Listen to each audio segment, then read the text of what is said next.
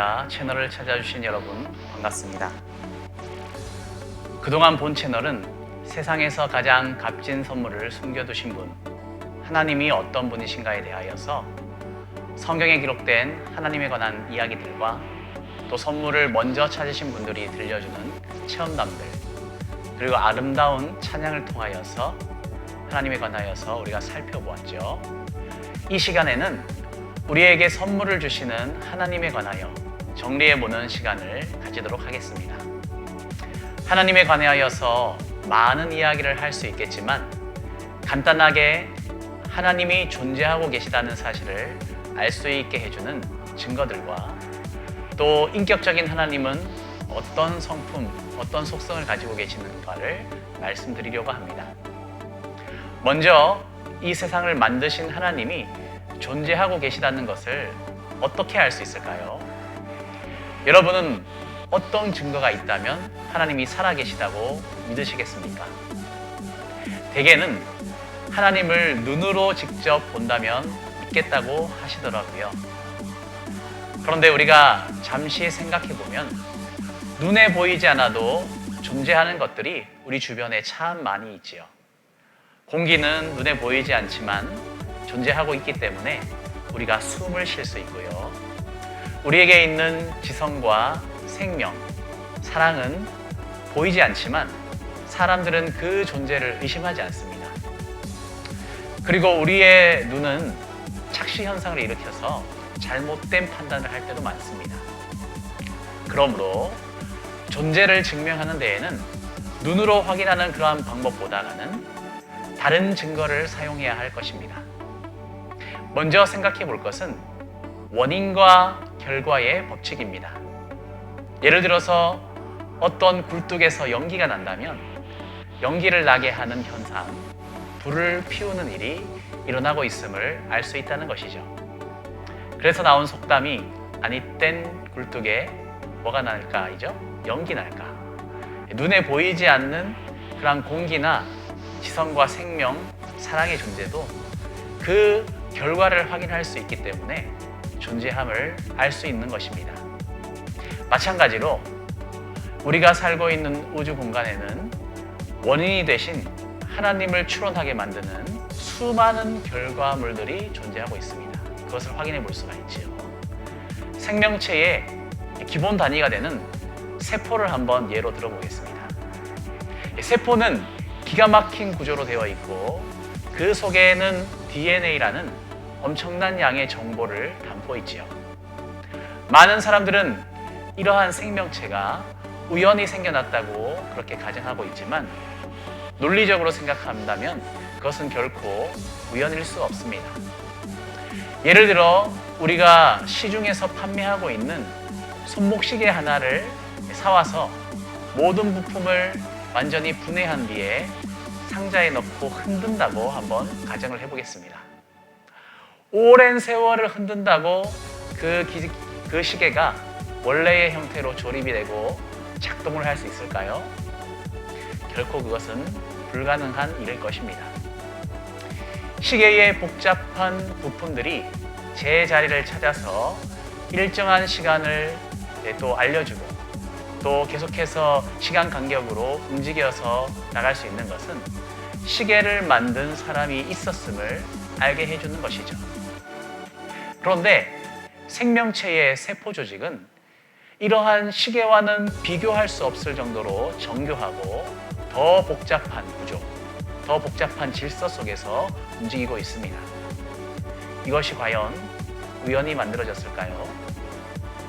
우연이라고 생각하는 것이 어떻게 보면 더 비논리적인 일입니다. 세포를 디자인하고 창조한 존재가 분명히 있다는 것이죠. 세포 하나도 이렇게 경이로운데 우리 전 우주 만물 안에는 얼마나 놀라운 것들로 가득 차 있습니까? 그리고 이러한 우주 만물을 창조한 존재는 그 모든 질서와 원리를 파악하고 있는 지성적인 존재, 인격적인 존재임을 알 수 있습니다. 창조의 결과물인 우리 인간이 인격을 가진 그러한 사람이라면 창조한 존재는 인격적일 수밖에 없다는 것이죠.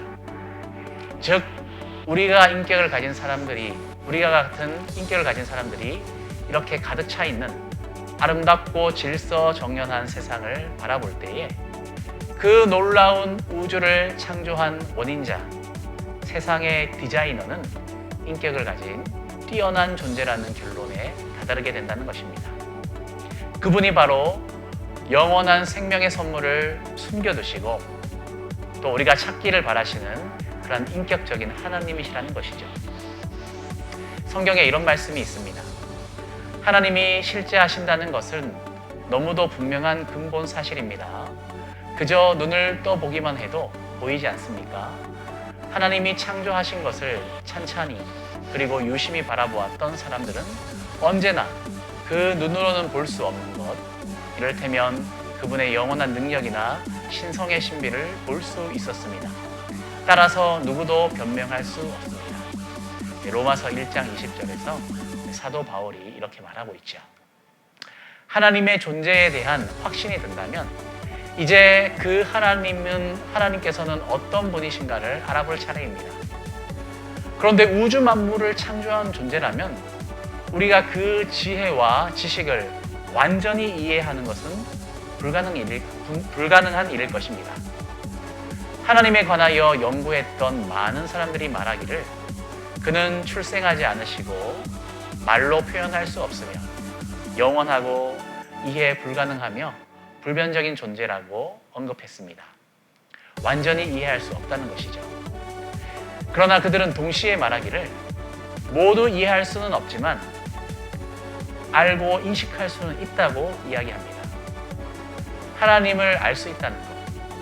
하나님을 알기 위해서는 필수적인 조건이 하나 있는데 하나님 편에서 자신을 알려주시는 그러한 계시가 있어야 한다는 것입니다. 그 계시를 통하여서 하나님을 우리가 알 수 있는데 계시에는 자연 만물을 통하여서 알려주시는 일반 계시와 또 우리가 알 수 있는 이러한 언어를 통하여서 우리의 언어를 통하여서 구체적으로 알려주시는 특별 계시가 있습니다.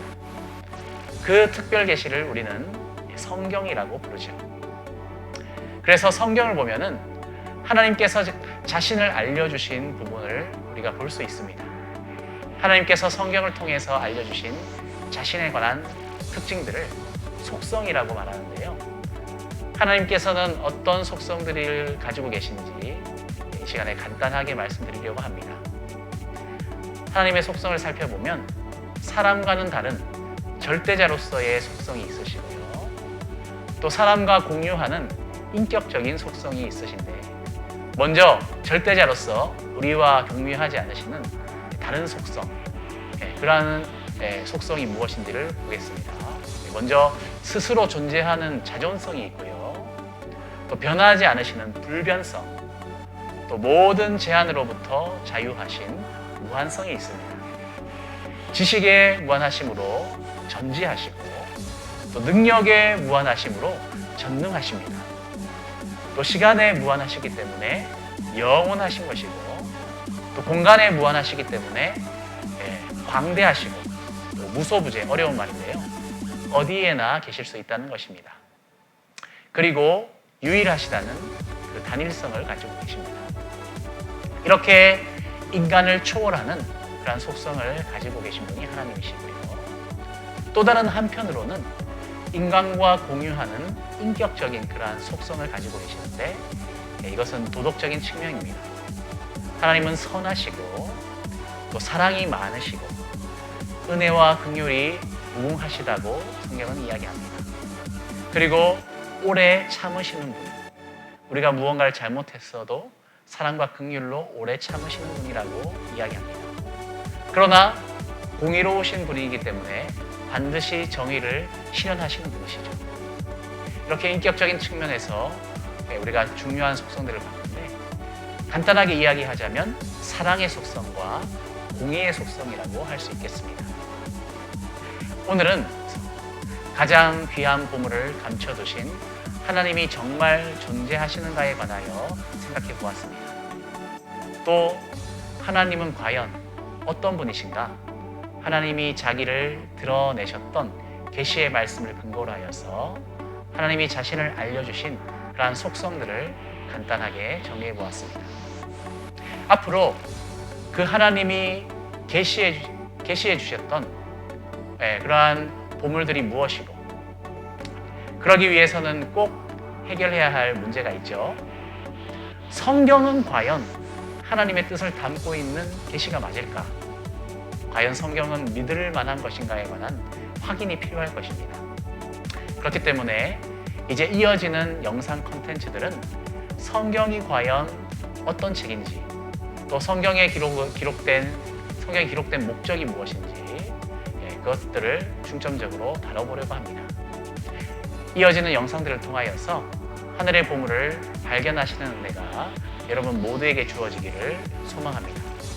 감사합니다.